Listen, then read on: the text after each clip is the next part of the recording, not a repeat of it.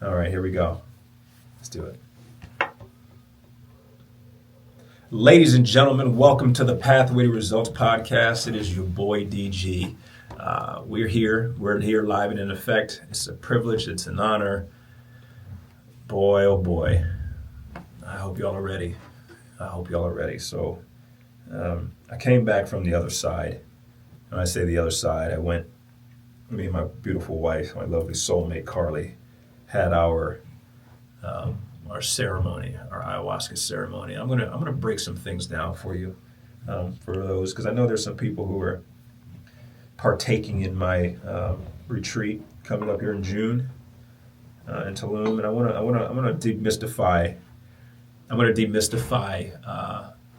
ayahuasca. See, here's the thing that I've learned about Western civilization. Western civilization is really good at glamorizing spirituality. They're really good at I like to say not making the main thing the main thing. Okay, I don't want to start preaching quite yet because I'm gonna need to save all my energy for this one because we're gonna go deep. But what I found is just from hearings and documentaries, it's like we're missing it. And I'm, you know me, the Sagittarius in me. I always got to know why and how, and I'm going to break everything down and keep it simple for you to understand really what this plant medicine is, what it does, what it's intended for, what it can do. And it's not going to be in some it's mystical experience. Not to say that you won't, but as with everything with me, how does this apply to me in my life? How is this going to help me pay these bills? How is this going to help me raise these children? Okay? Because this is ultimately at the end of the day, you can be as spiritual as spiritual AF. You can be as spiritual AF as you want, but you still got to be a human too. And this is why I went to the other side to gather intel so I could come back and do this human thing. So stay with me here. So I had proposed a question. I was sitting with my team here a couple weeks ago, and we were talking about Christianity. We were talking about really how Western civilization had gotten a hold of Christianity and Roman Empire. Now the esoteric meanings and the esoteric teachings of this sacred work was no longer esoteric. It was exoteric. So when you go sit in the pulpit or you go sit in church every Sunday, you're getting taught the exoteric teachings of this book. And now it really doesn't apply to you unless you're doing your work on the outside of church to figure out what it means esoterically. So I proposed a question. I asked him, I said, did Jesus wear blue jeans? And they looked at me and they were like, what the fuck, what? Did Jesus wear blue jeans? I genuinely want to know, did Jesus wear blue jeans? And they looked at me perplexed, and we didn't stop talking about it. I went and talked to Carly about it. I'm like, Carly, did Jesus wear blue jeans? She's like, I don't know. Why are you asking if Jesus wore blue jeans? The reason why I was asking this was because what did it matter if Jesus wore blue jeans? What did it matter? What did it matter if Jesus was black? What did it matter if Jesus was white? What did it matter if Jesus worshipped? That wasn't the point. That wasn't the point. The point of it was this teacher, these teachings was trying to get you to see what you were. But because you had forgotten when you were incarnated into this human experience, he had to speak in parables. He had to use examples. He had to use metaphors because otherwise you was going to take it literal and you would miss it. Stay with me.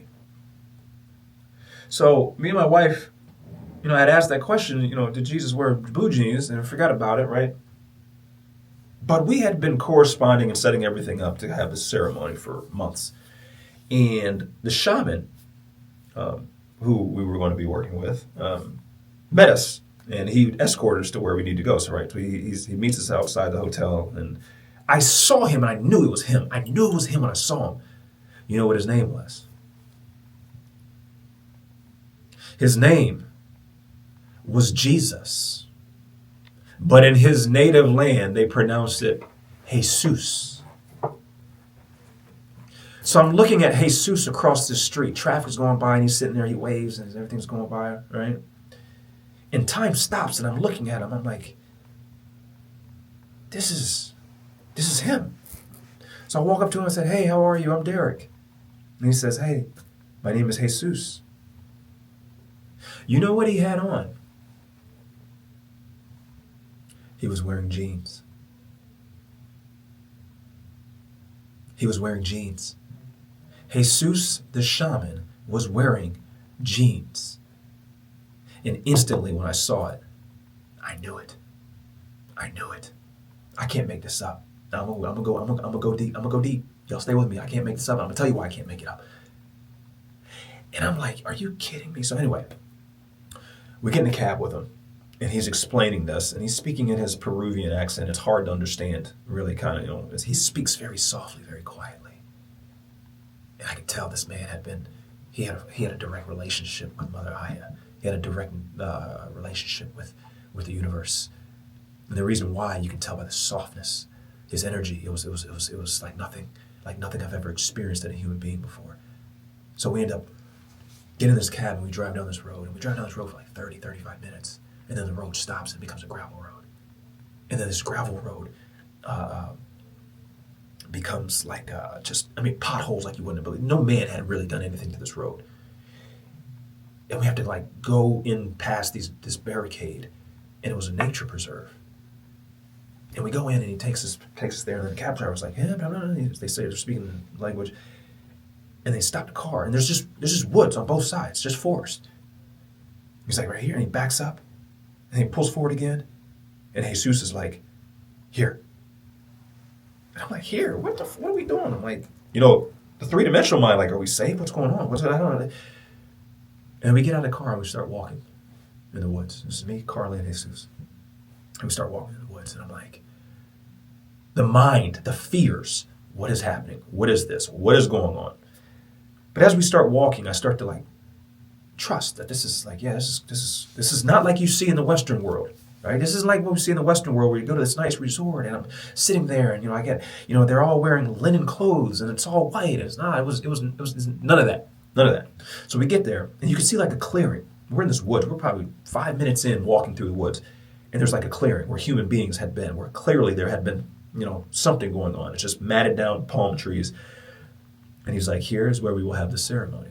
And he starts to break down of how he became a shaman and how this was passed down from his grandfather when he used to help his grandfather because he was the shaman in their Peruvian village, and he would help people and usher them through to the next transition of life, right? Of killing off all parts. And he was talking about Mother Aya and explaining the ceremony and how it's going to go and everything.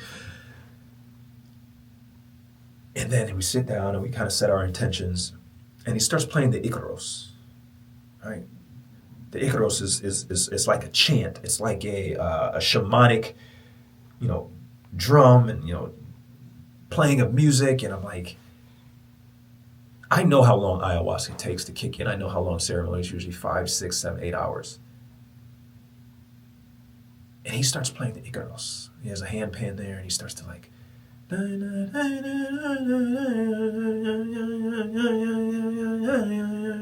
he has the palm trees and it's and you start to find yourself get into this state of mind, this state of being, right? So I drink the first cup. I drink mine, Carly drinks hers. After about 30 minutes, right? Still feel fine, right? He says, oh, are you feeling good? Good. Gives me another cup, gives Carly another cup. Fast forward another 30 minutes, feeling good, yeah. Gives me a cup, gives Carly another cup, right? So now we're on 3 cups. He comes back, he's like, okay, all right, how do you feel? Carly's like, I don't know, I feel a little nauseous. He says, okay. He comes to me, how do you feel? I feel good, yeah. Take another cup. So I'm at 4 cups now, Carly's at 3. Now we're probably about 2 hours in now, right? There's nothing around. There's no people around. There's no humans. There's nothing. There's no civilization. He said there were some indigenous people that lived here that if sometimes would walk by, but they know what we're doing and they won't bother us. And I start to feel this calmness, right? So I settle in and I lay down and I'm laying on my side and I can see the ants. The ants are like what to me looks like they're running up the trees. And I'm like, why are they running? And at this moment, I'm starting to communicate with the ants telepathically, energetically. And I'm like, why are you guys running? Why are you in such a hurry? And they reply to me, we're not in a hurry. You're the one who's in a hurry. It just looks like we're in a hurry because you're in a hurry. And I thought to myself, how many times do we do this in life? we'll take what we are and project it onto somebody else. I'm over here. I don't know nothing about these ants. I ain't never been in these ants' life. I ain't never come across them. They don't know me from Adam. I'm over here looking at them talking about, why are you in such a hurry? Why are you doing this? Because I had a standard of what a hurry was, and I'm projecting it on them. They looked at me and said, we're not in a hurry. You're the one in a hurry. Good God Almighty, y'all ain't trying to hear me. I'm over here projecting on these ants. These ants over here mind their business. And here I am as a human. See what the ego does? I walked in their home talking about, why y'all acting like this? I don't understand why y'all in a hurry. Y'all over here doing, they like, what? Like, man, if you get we ain't in a hurry, you in a hurry. And I said, oh my goodness. Oh my goodness. So I start to become one. Now, anybody who's had a psychedelic experience, when your eyes are open, it's one experience. When your eyes are closed, it's a completely different world. Now, me and Carly are sitting right next to each other, and we're just talking. And she's like, I started to close my eyes. She's like, I started to go into another world. Now, this was her first experience with psychedelics. She's like, I'm like going into another world. I said, well, then keep your eyes closed. She's like, everything started to come to me. She's like, but I opened my eyes because I was afraid. I said, keep them closed. Keep them closed. There's a whole other world that you don't know about yet. So I close my eyes. I just lay there. And I begin to communicate with the universe. The universe begins to communicate through humming, right? Where I would hum and telepathically communicate to the universe, and then it would hum through me the answer. So I'm laying on my side, and I'm like, and that was me asking a question to it. And then it would reply back. And I knew what it was saying. It was telling me, so I was just asking questions. And it was coming to me. Now, I don't know if you have kids now. If you listen to this, you probably have kids, right? But there's a movie, I think Disney created. I think it was Disney. It was called Ponyo, Ponyo. It's a Japanese anime movie. It came out in the early 2000s called Ponyo. Ponyo was this fish that became a girl. The energy of her, if you hear her voice, she would say, ham, I love ham, right? This was her energy. It was just this sweet, cute, innocent little girl, right? This little fish. And she wanted to be a little girl. But as my eyes are closed, I'm communicating with the universe. Good God Almighty, I'm coming to you right now in real time. I'm communicating with the universe, and the universe is presenting itself in the form of Ponyo's energy. This sweet, this innocent, this pure, childlike. And I say, what is your name? Knowing that it's the all, the absolute. I said, what is your name? And it says to me, there are no names. I'm everything. I'm everything. There's no name for me. And I said, yeah, but you're not the universe? You're not like, oh no, that's what you humans call it. I'm everything. Okay, but what about God though? That's just the name that humans came up with. I'm everything. And intuitively, I knew what it was saying. It's telling me, it's reminding me what I was, good God Almighty, what you are, this child inside. So I was experiencing the inner child of this universe, this inner child. I started to feel this elation, this joy. I had tears streaming down my face. Just the elation I felt. I remember feeling this when I was 8, 9 years old. I remember when I would feel this. And I would call them laugh attacks, where I would just start laughing and feel giddy and happy. I could not help it. I would just start laughing. This is what it was now. And Carly was experiencing the same thing. And we're just sitting here. We are cracking up, just laughing. And we were literally like two silly ass kids. This is what we were like. And I was like, oh my goodness, this is our true nature. I forgot. I started adulting. I started to be an adult and live through the mind. And I forgot this. How often do we forget what we actually are? It's inside of us still. So I wanted to dance. I just wanted to get up and dance. But physically, I couldn't, right? And then it goes, your desire to dance is the joy that the universe has that is expressing itself through dancing. So every time that we dance, this is the universe expressing itself. It's dancing. This is why human beings dance. This is why we've developed rituals, and we dance because this is the universe expressing itself. I'm like, oh my goodness. So then I'm laying on my side and I open my eyes and I started to notice that all these trees had eyes on them. These trees had eyes on them. Not eyes like I'm hallucinating, no, like knobs. But I knew they were eyes. I'm like, you all have eyes. And they're like, yes, we're watching you. We see everything. And I started to look around at every tree, and every tree was watching me. It was looking at me, and I'm like, why are you all looking at me? Why? And they said, we're watching a death take place. We're watching a transformation.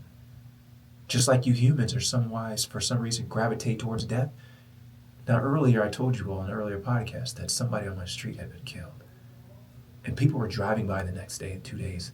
Just driving by to like, and I'm like, why are you all driving by where someone died? It's weird. And then I realized we came together. This is what these trees were doing. They were watching a death. They were watching a transformation take place.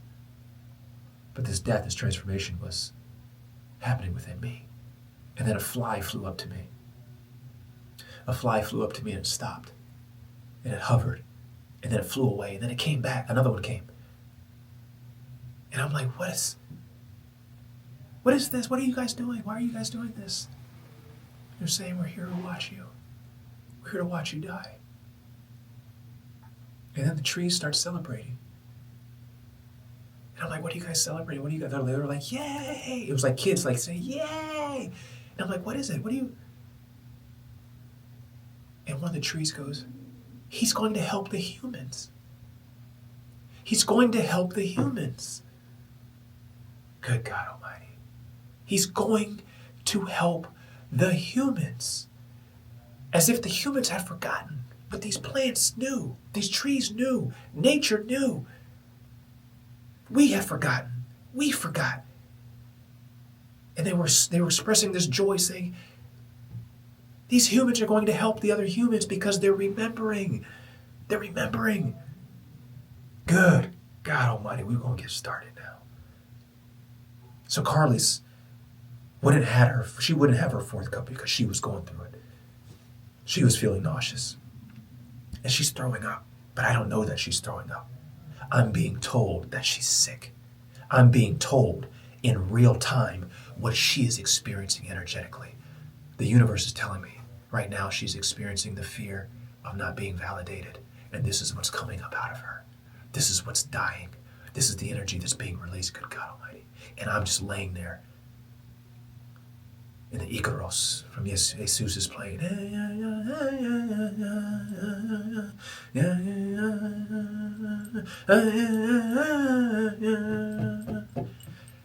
And Carly was telling me, she's like, every time I would start to feel sick, the wind would pick up. The trees would start swaying. It was almost as if Mother Earth was trying to usher out the energies of her releasing it, but she would get afraid and she wouldn't release it. She wouldn't throw up. She kept putting off. And she's like, finally I threw up. I finally did. She's like, it was the most awful throw up I've ever had in my life. I've never experienced that.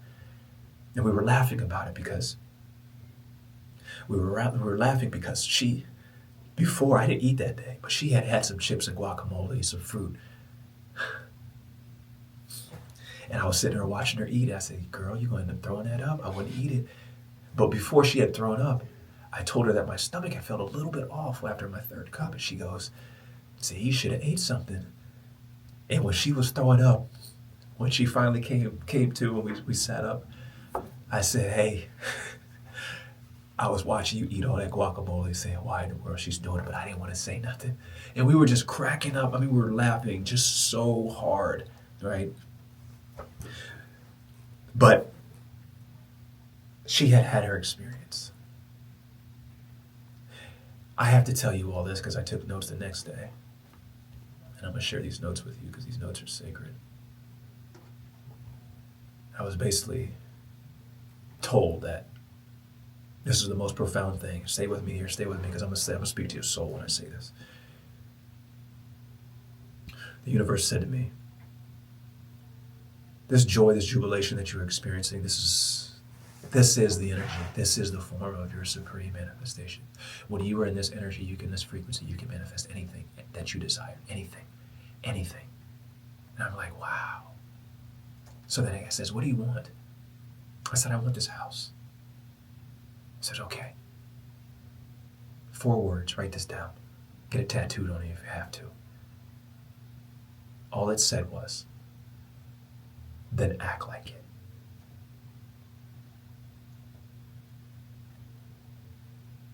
Then act like it. You want that relationship? Then act like it. You want the money? Then act like it. You want that business to grow? Then act like it. You want to be healthy? Then act like it. It was saying you could have anything. Anything. Good God Almighty, y'all ain't trying to hear me right now. You could have anything. Anything you desired. Anything. But you had to act like it. And the only reason why you would not act like it said was because of this thing called fear. Fear was what kept you from acting like it. That's all it was. So it said, ask yourself, what do you want? Oh, I want a new car. Okay, then act like it. Act like it. If it's hard for you to act like it, that's because there's fear there. And I said, whoa, hold on now. Well, what about shame? They said, there is no shame. There is no shame. Shame is not the problem. It was the fear of shame. That's what's stopping you. That's what's keeping you from living the life that you can literally do whatever. It's the fear of shame. So it said to me, it said, there's only three things. There's only three types of fears. There's only three types of fears. There's only three types of fears. Y'all stay with me here. There's only three types of fears. The fear of not having enough, the fear of not being enough, and the fear of not doing enough. That's all it was. So you want more money, but you can't act like it because it's the fear of you not having enough. That's all it was. That's all it was. That's all it was. It was just fear. That's all it was. That's the only thing that was stopping you. You ain't got to worry about shame. You ain't got to worry about guilt. It was the fear of feeling guilty. Good God Almighty. It was the fear of feeling shame. It was the fear of not being good enough. It was the fear of not doing enough. It was the fear of not having enough. It was fear. That's what it was. So, I could probably do a whole another 3 episodes on fear, which I will. But this ceremony, I'm not done. I haven't even had my experience yet. I'm not even done. Carly had hers. She had hers. Carly had her experience. I haven't thrown up yet. Mine hasn't even really started. And Carly's feeling better. I'm like, let's go for a walk. And the beach was down there. This is a real beach. Hold on, hear me when I say this. This is a real beach. This isn't the beach that humans got a hold of yet. I'm talking about the palm trees got there. It came right up to the water. It came right up to the water. And we walked down there. And we walked down to the water. And it was the most pristine. I've never seen water that looked like this. It was like something you see on a picture. Like with AI, like I'm like, yo, this is the ultimate AI right here. I ain't never seen anything like this. So we walked down. And it had been probably like 5 or 6 hours now. It was like, I don't know what time it was, but the sun was starting to go down and we walked down to the water. And I stand in the water and I closed my eyes because I knew I could communicate, I could have a conversation. And it says, this is all yours. This is all yours. All of this is yours. And I could feel the vastness of this entire universe. The vastness of not just this ocean, this earth, but the entire universe. It said, this is all yours. And then there was a pause. It stopped. And it says, it's all yours because it's you. Because it's you. See, this is one thing we have to understand about the true divine nature of what we are. Spirit. Spirit. Spirit, all that is, consciousness, the absolute, the all, whatever name you want to call it to diminish it, whatever name you want to call it, it is everything. So it's saying it's yours because it's you. It's yours because it's you. It is yours because it's you, but the ego, the mind, possesses it. We get taught in school that yours means you own it. And it's saying, no. It's yours because it's you. Y'all ain't trying to hear me right now. Ain't nobody trying to hear me. They are not trying to hear me right now. It's yours because it's you. Not it's yours because you own it, and then you got to get a piece of paper saying, yep, I own this ocean, I own this land. No, it's yours because it's you. It's your hand. It's your car because it is you, as long as you recognize your divine nature. When you don't recognize your divine nature, you have to own it. And you say it's mine. So spirit says yours equals you. The ego says yours equals mine. And I'm like, oh my goodness.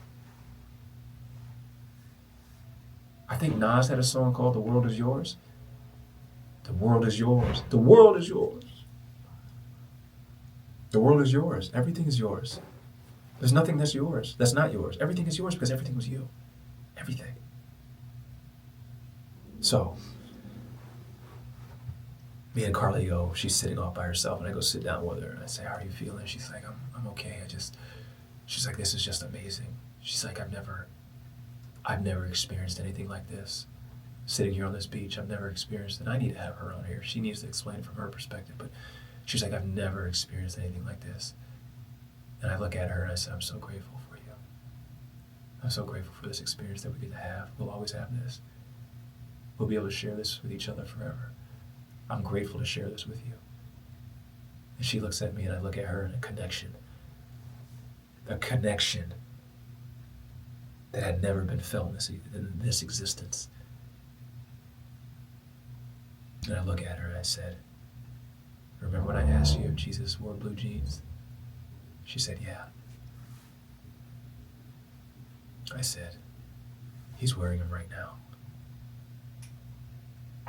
And her mind was blown because she got it. She got it. She got it. She was like, what? The shaman could have been named anything. He could have worn anything. Think about all the things you can wear. Anything you could wear, anything you could be named. And Jesus had on jeans.